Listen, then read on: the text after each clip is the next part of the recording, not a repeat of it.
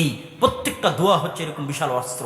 দলিল, আরো দলিল পাবেন। রাসূল সাল্লাল্লাহু আলাইহি ওয়াসাল্লাম বলছেন, কেউ যদি রাতে ঘুমানোর সময় আয়াতুল কুরসি পাঠ করে তাহলে তার পাশে একটা ফেরেশতা নিযুক্ত করা হয়, সকাল পর্যন্ত যেন শয়তান তার কোনো ক্ষতি না করতে পারে। আল্লাহু আকবার। তাহলে এই যে প্রতিটা দোয়া একটা দুর্গ তৈরি করে দিচ্ছে শরীরের বাইরে। এবং বড় বড় জাদুকররাও তাদের বক্তব্যের মধ্যে স্বীকার করেছেন, যেহেতু জাদু সত্য, তারা স্বীকার করেছেন যে যখন তারা জাদু করেন এবং ওই জাদু যদি কোনো 5 ওয়াক্ত সালাত আদায়কারী এবং সব সময় লিসানুন যাকির জিকির করে এইরকম লিসান জিহ্বাওয়ালা মানুষের বিরুদ্ধে যদি জাদু হয়, তাহলে বাইরে এমন একটা অবয়ব দেখা যায়, এমন একটা অদৃশ্য কিছু থাকে যে জাদু তার পর্যন্ত পৌঁছতে পারে না, তার পর্যন্ত কাজ করতে পারে না, তার পর্যন্ত আক্রমণ করতে পারে না। এইভাবে কোনো বদনজর কোনো কিছুই কাজ করতে পারবে না। কেননা ইসলামের প্রতিটা দোয়া এইভাবে শয়তানের বিরুদ্ধে সাজানো আছে। যখন ছোট বাচ্চাকে কোলে নিচ্ছেন তখন কি বলতে হবে? আউযু বিকালিমাতিল্লাহি তাম্মাহ মিন কুল্লি শাইতান ওয়া হাম্মা ওয়া মিন কুল্লি আইনিন লাম্মা।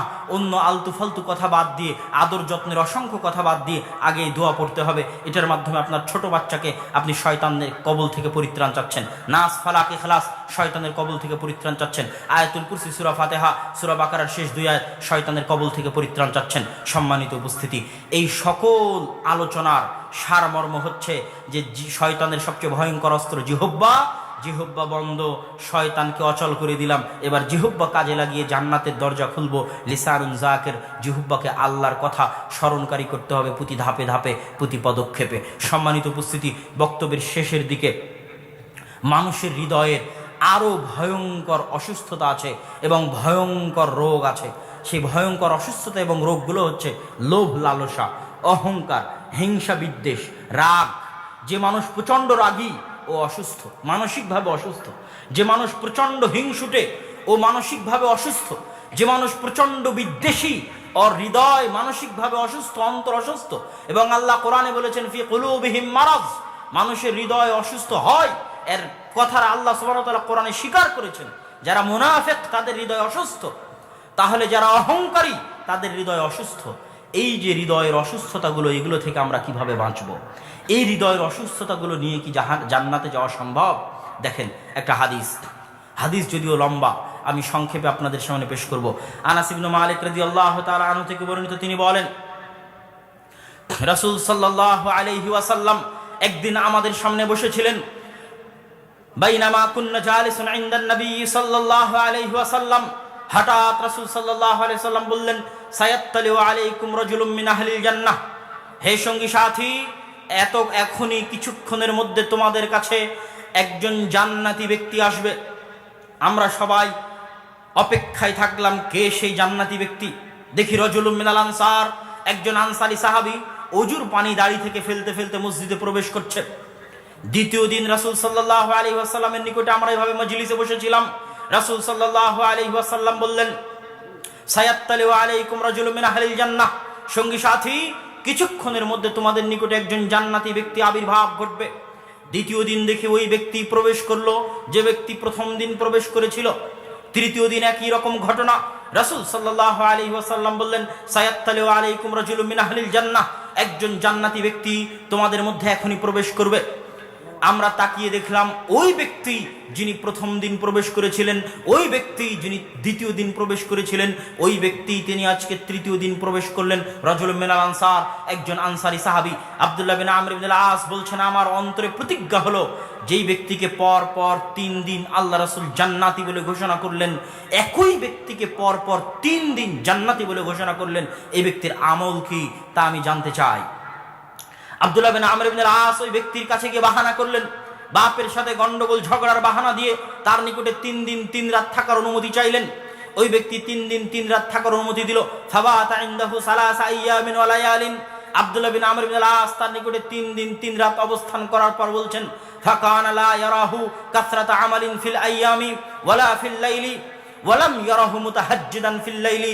আব্দুল্লাহ বিন আমর ইবনে আস রাদিয়াল্লাহু তাআলা আনহু বলছেন, আমি তাকে দিনের বেলা আহামরি কোনো ইবাদত করতে দেখলাম না। এমনকি একটি নির্দিষ্ট ইবাদতের কথা উল্লেখ করে তিনি বলছেন, অন্তত তাহাজ্জুদের সালাত তো আদায় করার কথা। যেই ব্যক্তিকে পরপর 3 দিন আল্লাহ রাসূল জান্নাতি ঘোষণা করছেন, সেই ব্যক্তির অন্তত তো তাহাজ্জুদের সালাত আদায় করার কথা। কিন্তু লাম ইয়ারাহু মুতাহাজ্জিদান ফিল লাইলি, আমি তো তাকে রাতের বেলা তাহাজ্জুদের সালাতও আদায় করতে দেখলাম না। হতবাক! ব্যতিক্রম কোনো আমল নেই। স্বাভাবিক একজন মুসলমান যা করে 5 ওয়াক্ত সালাত থেকে শুরু করে ফরজ হুকুম আহকাম এবং গুরুত্বপূর্ণ সুন্নাতের মধ্যে সীমাবদ্ধ। অতিরিক্ত কোনো ইবাদত, অতিরিক্ত কোনো সিয়াম, অতিরিক্ত কোনো নফল সালাত, অতিরিক্ত কোনো কোরআন তেলাওয়াত, কোনো অতিরিক্ত ইবাদত দেখলাম না।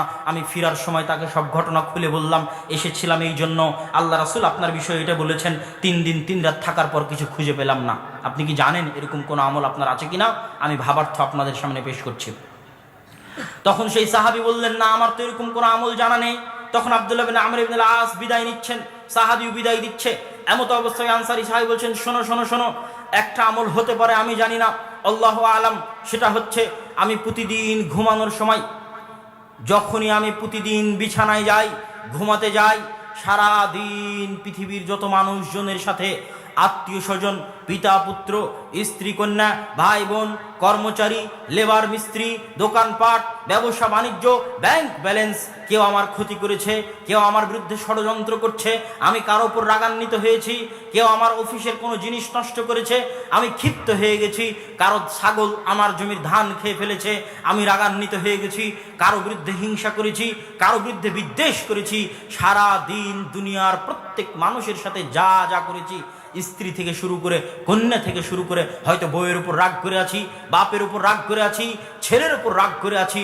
যখনই বিছানায় ঘুমাতে যাই প্রতিদিন পৃথিবীর সকল মানুষকে আমার জানি মানি শত্রু, যে আমি জানি যে আমার ভয়ঙ্কর শত্রু, আমার বিরুদ্ধে ষড়যন্ত্রে লিপ্ত আছে, রাত দিন আমার বিরুদ্ধে ষড়যন্ত্র করছে, ওরকম জানি মানি শত্রু যার উপর আমি ক্ষিপ্ত হয়ে আছি, রাগান্বিত হয়ে আছি, প্রত্যেক মানুষকে নিঃস্বার্থভাবে আল্লাহর হস্তে ক্ষমা করে দিয়ে প্রশান্ত হৃদয়ে, পরিষ্কার পরিচ্ছন্ন স্বচ্ছ হৃদয়ে আমি বিছানায় ঘুমাতে যাই। প্রতিদিন যখন ঘুমাতে যাই, তখন পৃথিবীর কোনো মানুষের প্রতি আমার কোনো রাগ, পৃথিবীর কোনো মানুষের প্রতি আমার কোনো হিংসা, পৃথিবীর কোনো মানুষের প্রতি আমার কোনো ক্ষোভ, পৃথিবীর কোনো মানুষের প্রতি আমার কোনো বিদ্বেষ, এরকম কিছু সামান্যতম আমার হৃদয়ে রেখে আমি ঘুমাই না। পরিপূর্ণ হৃদয়ে দুনিয়ার সকল মানুষকে আল্লাহর হস্তে নিঃস্বার্থভাবে ক্ষমা করে দিয়ে ঘুমাতে যাই।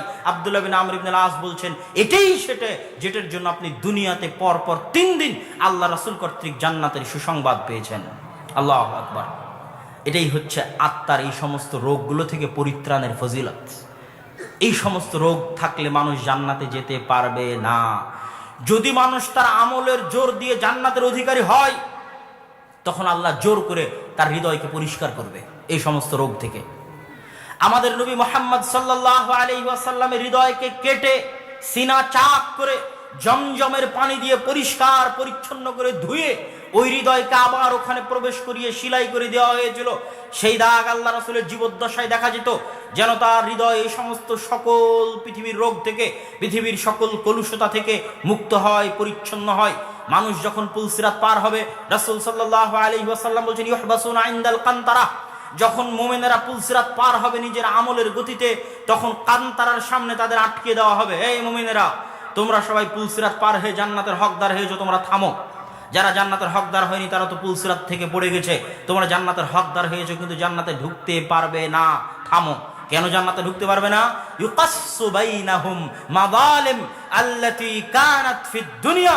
এই প্রত্যেক মুমিনের হৃদয়ে যদি চুল পরিমাণ হিংসা থাকে, চুল পরিমাণ বিদ্বেষ থাকে, আর এক কোন মুমিনের প্রতি চুল পরিমাণ রাগ থাকে, ক্ষোভ থাকে, এই চুল পরিমাণ রাগ, ক্ষোভ, হিংসা, বিদ্বেষ নিয়ে এই মুমিনকে জান্নাতে যেতে দেওয়া হবে না। ওই কান্তারাই তাকে গোসল করিয়ে পরিষ্কার পরিচ্ছন্ন করে যখন তার হৃদয় কলব সালিম, পরিচ্ছন্ন স্বচ্ছ হৃদয় হবে,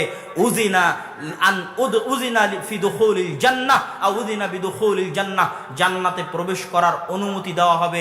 এবার যখন মুমিনেরা জান্নাতে প্রবেশ করবে, তখন জান্নাতে কোনো মুমিনের হৃদয়ে আর অন্য মুমিনের জন্য চুল পরিমাণ হিংসা থাকবে না, কোনো মুমিনের হৃদয়ে আর এক মুমিনের জন্য ক্ষোভ থাকবে না, কোনো মুমিনের হৃদয়ে আর এক মুমিনের জন্য রাগ থাকবে না। কি বুঝা গেল?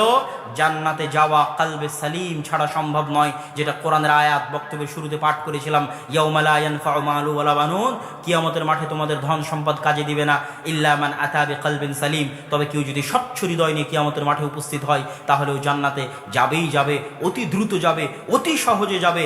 স্বচ্ছ হৃদয় ছাড়া মানুষের পক্ষে জান্নাতে যাওয়া সম্ভব নয়। সম্মানিত উপস্থিতি।